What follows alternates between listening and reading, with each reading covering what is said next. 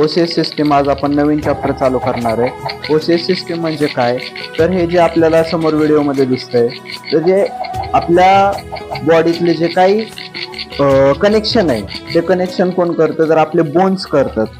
Bones कोणकोणत्या टाईपचे bones आहेत हे आज आपण बेसिक त्याचं स्ट्रक्चर बघणार आहे. पहिला आहे तो स्कल नंतर आहे तो स्कॅप्युला झाल्यानंतर आहे तो ह्युमरस, हा आहे अल्ना, हा आहे रेडियस, हा आहे कार्पल्स,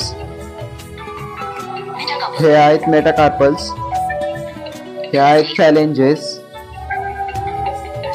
हे आहेत स्टर्नम, हे आहेत रिब्स, नंतर वर्टिब्रे, नंतर पेल्विस, नंतर सॅक्रम,